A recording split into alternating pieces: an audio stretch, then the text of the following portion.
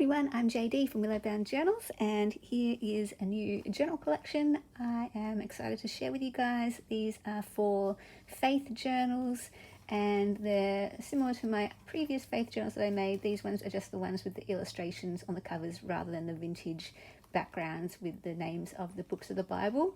This one's my favorite. I'm a bit attached to this image here, kind of galaxy, universe, beautiful stars. And then on the back we've got the picture of worship, and I like how it kind of looks like fairy lights.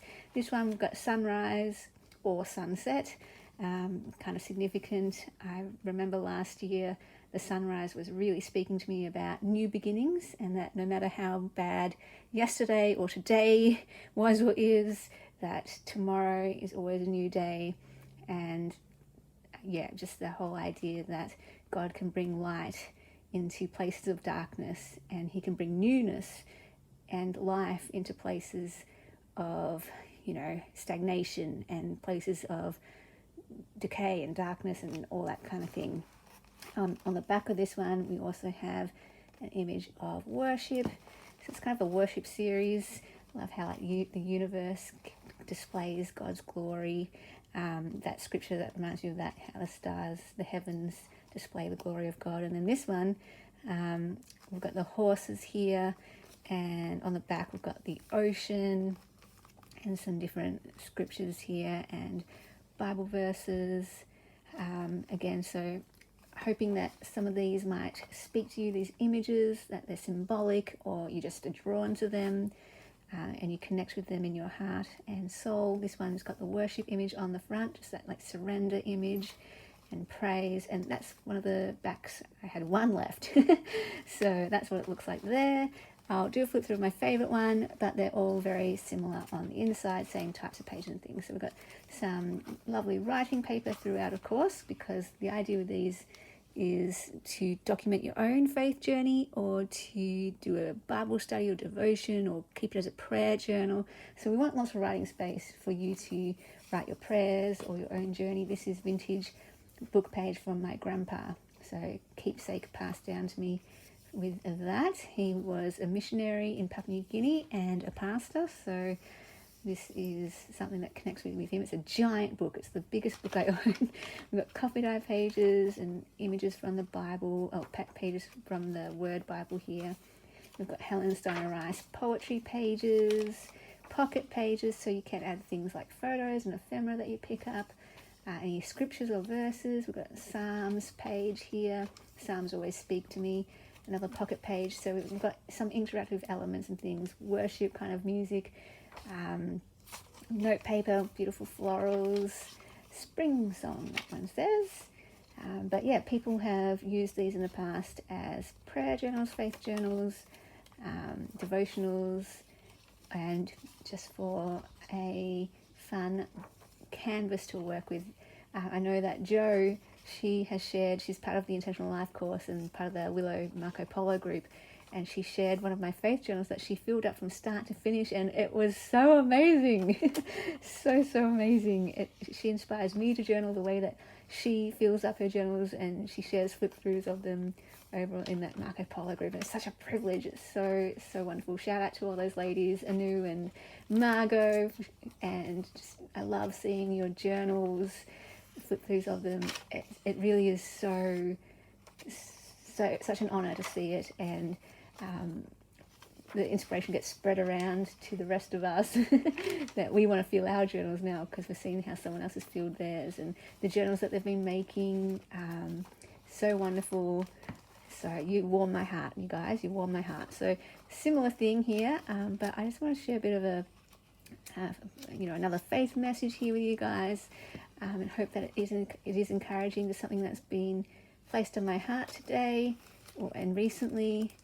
Just the idea to let you guys know, and maybe a reminder for you to know, that you are seen, you are heard, you are loved, you are known, you are valued just as you are. I know, maybe this week, or even today, this morning, tonight, whatever time it is in the world for you, you put yourself out there and you were brushed off, or you were hoping to feel like you belonged, or you wanted to get an invite somewhere and you were just brushed off, or you got the cold shoulder, or you were walking down the street and someone's coming the other direction and you smile but they're not even looking at you and you feel like an idiot. You go to do the high five and the person doesn't do the high five, or just these moments where you put yourself out there and it just doesn't go right, or you have these hopes of being seen or noticed or included, invited or whatever, and it doesn't either happen, or if it does, it doesn't, you still feel left out, you still feel like you don't belong, you still feel like an outcast, and you still feel unseen, unheard, unloved, unworthy. And yes, a lot of us, we can know in our head that yes, if we have God, we know that he loves us and we know that he is with us. But sometimes those things in life, when those things happen to us, it can discourage us, and maybe it brings in the negative self-talk and we might spiral down. And I just want to stop you there if you're in that place, or if you're just at the beginning of that. If we can remind ourselves straight away and just know, yes, some things in life can hurt and be painful, and things don't always go the way we want, and we can feel hurt and rejected and abandoned and betrayed and all of these things. But to know that that isn't a reflection of our worth, and that God sees us. So even if people don't see us, that doesn't mean God doesn't. Sometimes I can think, when I feel unseen and unknown and unloved, I can think, well, I don't have anything then. I've got nothing. And I can spiral and I can go into catastrophe mode, and I can go into, just this kind of spiral down. And then as soon as I remember, though, hang on, wait, that the truth that I know and that my foundation is that God sees me even when others don't see me. God hears me when others don't hear me. God loves me when others don't love me. God includes me and welcomes me when others don't include me or welcome me. And that always for me is so encouraging, and that's what I can stand on. People are always going to let us down. Even our loved ones, every now and then, are going to let us down. And we're going to feel hurt and rejected and betrayed, even by our loved ones sometimes. And sometimes it's completely unintentional. Sometimes they don't even know that they've done that to us. So we can't rely on people to get our identity and worth, regardless of how we feel, whether it is on purpose or whether it's just our own warped, distorted thinking and perspective. We can't rely on that, on people and our feelings to give us what we need. And what we need, we all have a need. We all have a need to be seen. We all have a need to be heard. We all have a need to be loved and held. And, we all have that need. And it's not about rejecting that need. It's not about suppressing that need. We're all human. We all are created with that need. And so we always have this constant supply of it with God. So even when our circumstances or people around us aren't giving us that need, yes, that's horrible, and yes, we don't have to just settle for that and be like, okay, well, that's it. But when those things happen, we can turn to God and be reminded, yes, I feel seen with God. Yes, God hears me. And it feels so good to know he loves me. And yes, he knows the cry of my heart, and he sees everything in me when I don't even see myself, and he knows me when I don't even know myself, and that just feels very supportive. And honestly, I feel like God's like the greatest counselor. He's the greatest therapist. The way that I see him as the greatest teacher, the greatest artist, the greatest friend, the greatest, all this kind of stuff. I've recently been seeing him as the greatest therapist too, because he will just listen. He will be there for us. He will never judge us or call us crazy. He will never leave us. And he will just stay there forever, listening to us and seeing us. And I don't know about you, but for me, I've recently got in touch with this need. Oh yes, I have a need to be heard and seen. And getting in touch with that, because younger me didn't know I had a need to be heard and seen. Younger me wanted to be silent and invisible. So it's been a long journey to acknowledge that I have needs. because it can be quite taboo to have needs and that kind of thing. But we all have needs, and it can be a vulnerable thing and a brave thing to be able to admit, hey, I have a need to be seen and heard and loved. And to, yeah, for me anyway, it's encouraging to have God, and He is my rock and my foundation and what I rely on. And I was talking to a friend about this, how we can't rely on people for them to acknowledge us and recognize us, and they're always going to let us down sometimes. So our worth and identity, if it's relying on people, it's going to go up and it's going to go down, it's going to get swayed, because it just depends on how people respond to us and treat us and that kind of thing. So I can't do that. I used to do that, rely on that and rely on feelings, and it was just up and down, up and down. It's like, I can't do that anymore. I can't live like that anymore. When I had depression and anxiety, that was when that all happened.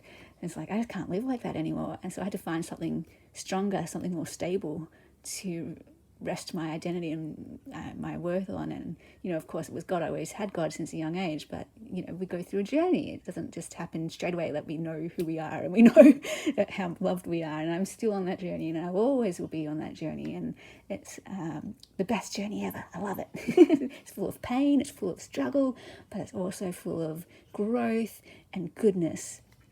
And much, much love that I have access to all the time, but sometimes I forget I have access to that love. Anyway, I hope somewhere in there, me sharing this story, these words, somewhere in there you feel seen and you feel heard.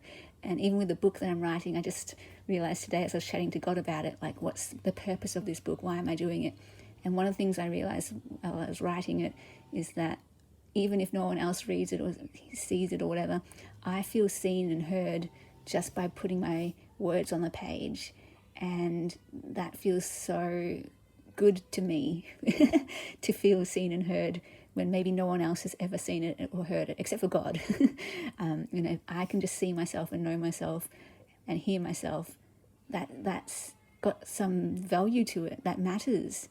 And so I encourage you as well, if you feel like you have been silenced or want to be silent and invisible, that you have permission to speak up. You have permission to show up.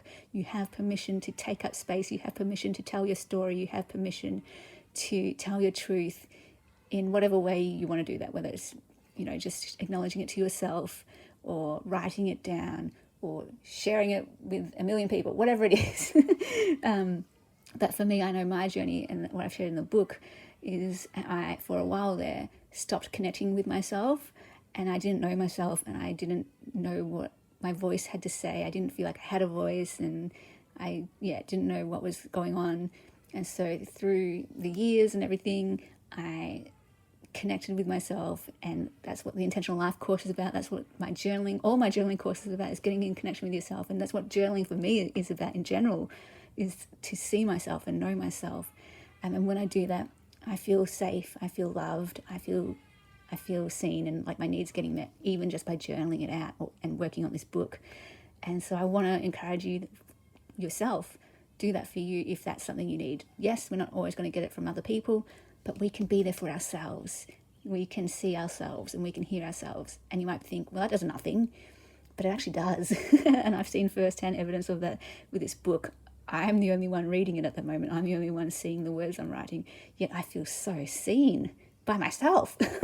And that feels like really good. Because when you don't see yourself, you don't know yourself, you're not hearing yourself, it can feel very empty, and very, very empty, and like you're just lost and confused. And so now that I see myself and know myself, it's like, oh, this feels really good. Even if it's just acknowledging the pain that you're going through or the struggle, and just be there and see it and hold yourself in a very safe, loving, accepting place. We're not always going to get that from other people, but we can get it from ourselves at least. And again, that's something that we can work on. A lot of us are very self-critical. So one thing I've been trying to learn as well in my journey is, I'm not going to always get it from other people, but I will try to be a person who gives it to myself.